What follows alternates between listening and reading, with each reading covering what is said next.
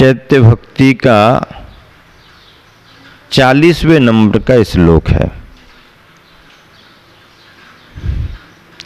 श्रीमन मेरौ कुलाद्रौ रजत गिरिवरे सालमलौ जम्बु वृक्षे वक्षारे चैत्य वृक्षे रतिकर रुचके कुंडले मानुषांके ईश्वाकारेंजनाद्रौ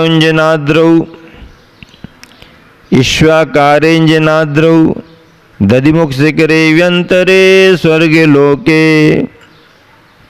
ज्योतिर्लोके भिवंदे भवन महितले यानि चैत्यालयानि।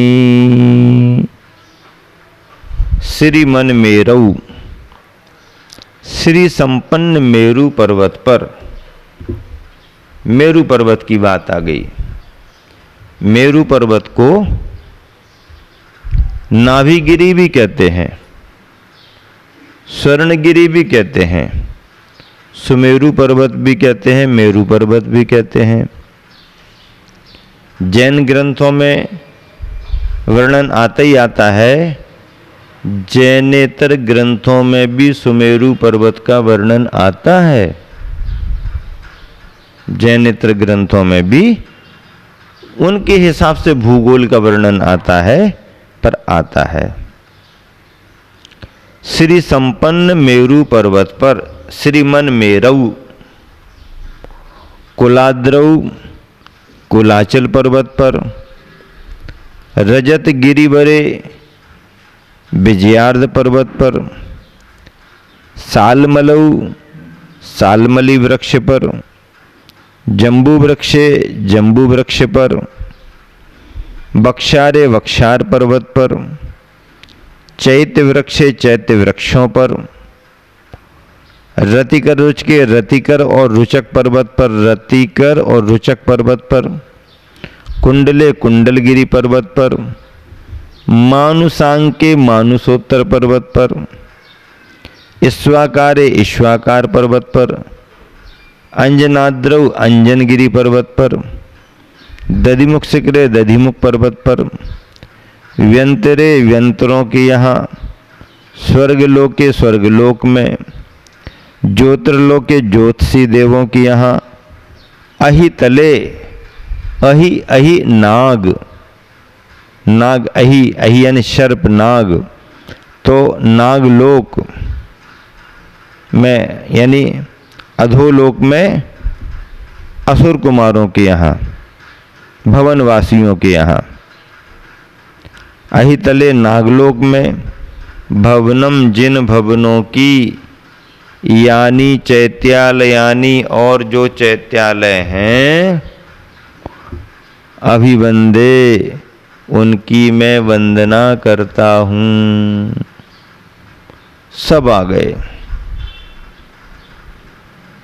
सब जगह का वर्णन आ गया।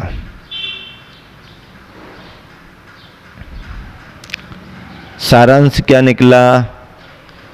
श्री संपन्न मेरु पर्वत पर, कुलाचल पर्वत पर, विजयार्ध पर्वत पर, सालमली वृक्ष पर, जम्बू वृक्ष पर, बक्षार पर्वत पर, चैत्य वृक्ष पर, रतिकर और रुचक पर्वत पर, कुंडलगिरी पर, मानुषोत्तर पर्वत पर, ईश्वाकार पर्वत पर, अंजनगिरी पर, दधिमुख पर्वत पर, व्यंतरों के यहाँ, स्वर्गलोक में, ज्योतिषी देवों की यहाँ, नागलोक में, जिन भवनों की और जो चैत्यालय हैं, जिन भवन यानी जिन मंदिर और जो चैत्यालय हैं, उन सब की मैं अभिवंदे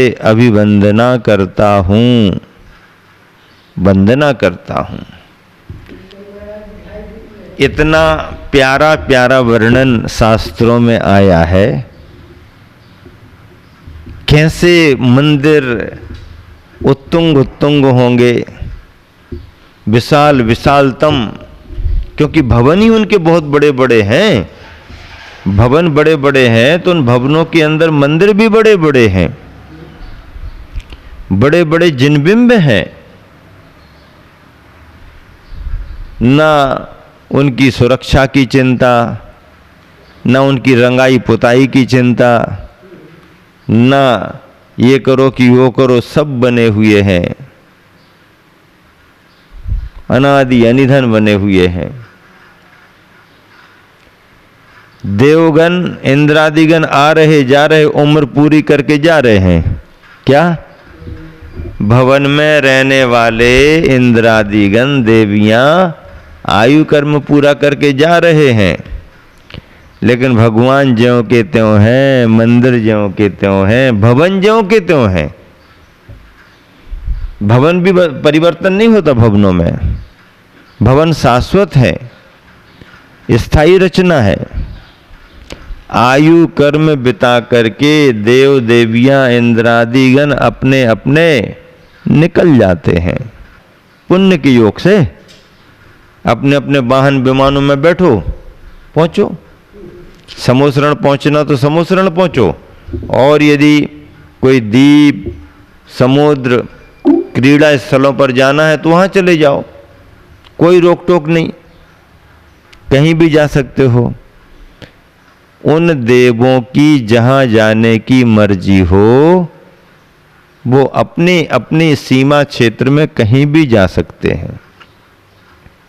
सीमा क्षेत्र उनके भी हैं, ऐसा तो है नहीं कि वो जहां चाहे वहां चले जाएं, नहीं।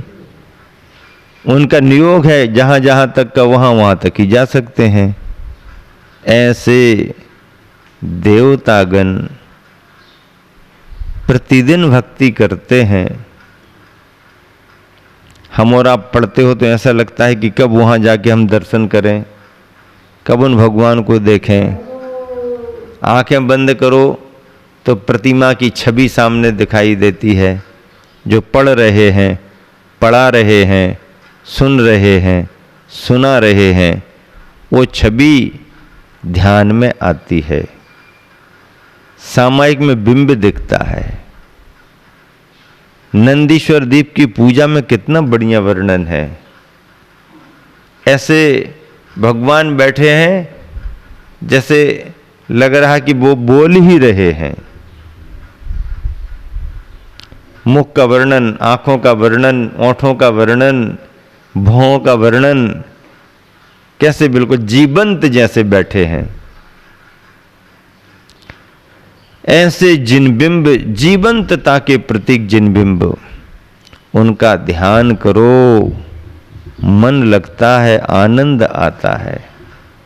मन लगता है, आनंद आता है। पद्यानुवाद आचार्य ने बहुत अच्छा किया। रतिकर रुच के चैत्य वृक्ष पर औदधिमुख अंजन भूधर। रतिकर रुच के चैत्य वृक्ष पर औदधिमुख अंजन भूधर। रजत कुलाचल कनकाचल पर वृक्षसाल मलिजम्बू पर। ईश्वाकारों वक्षारों पर व्यंतर ज्योति सुर जग में। कुंडल मानुष गिरिवर प्रतिमा नमु उन्हें अंतर जग में, नमु उन्हें अंतर जग में। अगला श्लोक है। देवासुरेन्द्र नर नाग समर्चितेभ्यः पापा प्रणाश कर भव्य मनोहरेभ्यः घंटाध्वजादि परिवार विभूषितेभ्यो नित्यं नमो जगति सर्वजिनालयेभ्यः। देवासुरेन्द्र नर नाग समर्चितेभ्यः। देव, असुरेंद्र, मनुष्य और धर्मेंद्र से पूजित, देवों से पूजित, असुरेंद्र से पूजित, नर मनुष्यों से, नाग धर्मेंद्र से पूजित, पाप प्रणाश कर भव्य मनोहरेभ्यः। पाप के नाशक और भव्यों का मन हरने वाले, क्या? पाप के नाशक और भव्यों का मन हरने वाले घंटा ध्वजादि परिवार विभूषितेभ्यः, घंटा ध्वजादि परिवार विभूषितेभ्यः, घंटा ध्वजा आदि तथा परिवार से विभूषित, घंटा ध्वजा आदि तथा परिवार से विभूषित सर्वजनालयेभ्यः, सर्वजनालयों की, जगति जगत में, नित्यम नमः मैं नित्य नमस्कार करता हूँ। सार क्या हुआ? देव असुरेंद्र मनुष्य धर्मेंद्र से पूजित, पाप के नाशक और भव्यों का मन हरने वाले, घंटा ध्वजा आदि तथा परिवार से विभूषित, घंटा लगे हुए हैं, ध्वजाएं लगी हुई हैं तथा आदि तथा परिवार से विभूषित सर्वजनालयों की। अब घंटा ध्वजा आदि परिवार और क्या? तीर्थंकरों में जिन प्रतिमाओं में जो भी अष्ट प्रातिहारी शोभा आदि बनती हैं, उस सर्वजनालयों की जगति नित्यम नमः जगत में मैं नित्य नमस्कार करता हूँ। पद्यानुवाद गुरुवर का। सुरासुरों से नर नागों से पूजित वंदित अर्चित हैं, सुरासुरों से नर नागों से पूजित वंदित अर्चित हैं, घंटा तोरण ध्वजादिकों से शोभित बुद्ध जन चर्चित हैं, भविक जनों को मोहित करते, भविक जनों को मोहित करते पाप ताप के नाशक हैं, भविक जनों को मोहित करते पाप ताप के नाशक हैं, बंधु जग के जिनालयों को, बंधु जग के जिनालयों को दया धर्म के शासक हैं, बंधु जग के जिनालयों को दया धर्म के शासक हैं। अब इसके बाद में चैत्य भक्ति की अंचलिका है उपसंहार में। उपसंहार में चूलिका के रूप में अंचलिका लिखी जाती है। किट्टिमा किट्टिमानी जानी जन चेयाणी तानी सव्वाणी तिसुबी लोयेशु भवनवासी वान विंतर जोयशीय कप्पवासीयत्ति चौब्यहा देवा सपरिवारा दिव्येन गंधेन दिव्येन पुप्पेन दिव्येन धूवेन दिव्येन दीवेन दिव्येन चुन्नेन दिव्येन अखेन दिव्येन वासेन दिव्येन निहानेन नित्यकालम अंचन्ति पूज्यन्ति वंदन्ति नमंसन्ति अहमभि ईसन्तो तत् संताइम नित्यकालम अंचेमि पूजेमि वंदामि नमंसामि दुख को कमक को वो इलाओ सुगई गमनम समाहि मरणम जिन गुण संपत्ति हो मध्यम। क्या बात है, क्या लिखा? सारांश। हे भगवान, मैंने चैत्य भक्ति संबंधी कायोत्सर्ग किया है। भक्ति पाठ करते हैं तो जो भक्ति करते हैं उस संबंधी कायोत्सर्ग किया जाता है। हे भगवान, मैंने चैत्य भक्ति संबंधी कायोत्सर्ग किया है। उसकी यानी चैत्य भक्ति की आलोचना कर उस कायोत्सर्ग की आलोचना करना चाहता हूं। जो कायोत्सर्ग किया है, कायोत्सर्ग में लगे हुए दोषों तो उनकी आलोचना करना चाहता हूं। अधोलोक, मध्यलोक तथा ऊर्ध्वलोक में, अधोलोक, मध्यलोक तथा ऊर्ध्वलोक में जो कृत्रिम अकृत्रिम जिन प्रतिमाएं हैं, उन सबको तीनों लोकों में निवास करने वाले, उन सभी प्रतिमाओं को तीनों लोकों में निवास करने वाले, तीनों लोकों में निवास करने वाले अलग अलग भवनवासी अधोलोक में, व्यंतरज्योतिषी मध्यलोक में और कल्पवासी ऊर्ध्वलोक में। इस तरह 4 प्रकार के देव अपने परिवार सहित, देव लोग अपने परिवार के साथ आते हैं, परिवार सहित। दिव्य गंध, कौन सी गंध लेकर के आते हैं? दिव्य गंध, दिव्य पुष्प। ये तुम्हारे यहाँ के ये नहीं, दिव्य पुष्प, दिव्य धूप, दिव्य दीप, दिव्य चूर्ण, दिव्य अक्षत, दिव्य सुगंधित पदार्थ और दिव्य अभिषेक के द्वारा नित्य काल अर्चा करते हैं, पूजा करते हैं, वंदना करते हैं, नमस्कार करते हैं। क्या क्या करते हैं? नित्य कालम अंचेमी अर्चा करते हैं, पूज्यमी पूजा करते हैं, वंदामी वंदना करते हैं, नमस्सामी नमस्कार करते हैं। मैं भी यहाँ रहता हुआ वहाँ रहने वाली प्रतिमाओं की नित्य काल अर्चा करता हूँ, पूजा करता हूँ, वंदना करता हूँ, नमस्कार करता हूँ। इसके फलस्वरूप मेरे दुखों का क्षय हो। क्यों वंदना करता हूँ? प्रयोजन क्या है?